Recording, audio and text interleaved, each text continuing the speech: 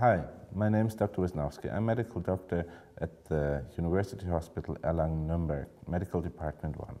I will present my project on robust anti-tumor response after combination therapy of RFA and toll-like receptor 9 stimulation. HCC is the fifth frequent cancer worldwide. The majority of patients is just eligible for a palliative therapeutic option. RFA itself is a therapeutic option by ablation of solid malignancies in the liver. CBGB is a toll-like receptor 9 stimulator that directly activates dendritic cells. We therefore tested the combination of RFA and CBGB. An established week 2 tumor cell line was used for tumor implantation. 52 rabbits were laparotomized and were implanted with a small tumor chip.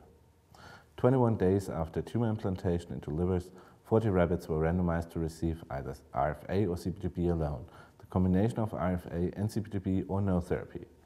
Animals were assessed for survival, tumor size and spread after 120 days.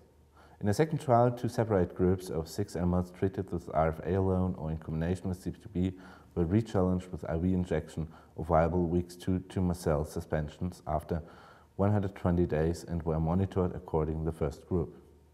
Leukocytes were isolated before implantation, immediately before treatment, and every other week after treatment and tested for tumor-specific activation by 3H-thymidine incorporation assay. Week 2 cell-specific cytotoxicity was assessed by adenylate kinase release. Mean survival of untreated animals was 36 days as compared to the 98 days of RFA, 78 days for the CBGB, and 114 days for the combination group. Compared to untreated animals, receiving a combination therapy of RFA and CBGB had the highest increase of SI by 50-fold. Cytotoxicity before RFA was low and increased up to 38-fold after treatment. Same findings were made in the groups receiving an additional tumor injection IV 120 days after first tumor implantation. All animals of the control group had primary and secondary metastasis. 1 of 10 animals from the CBGB monogroup was free of malignant tissue at the end of observation. Nevertheless, they had significantly less hematogenic metastasis.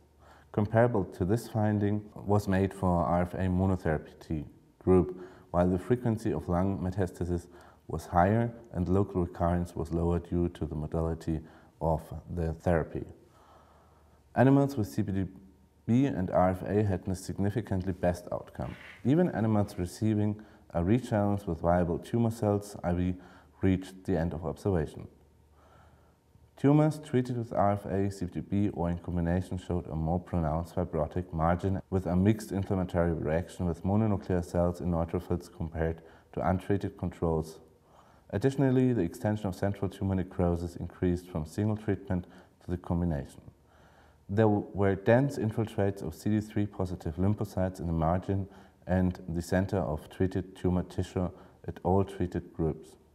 We found that CBGB application was linked to enhanced CD3 positive lymphocytes beside and inside the tumors too. Additionally, CD3 positive lymphocytes could significantly be more found in the co-treatment group compared to single application.